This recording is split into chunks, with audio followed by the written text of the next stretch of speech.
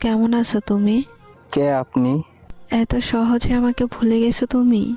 ফালতু কথা বাদ দেন। কে আপনি সেটা বলেন।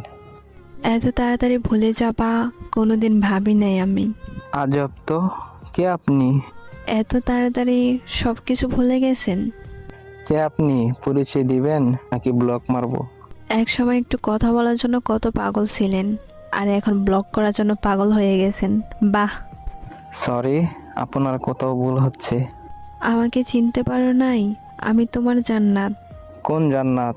এক সময় তোমার জান ছিলাম, ওই জান্নাত আমি।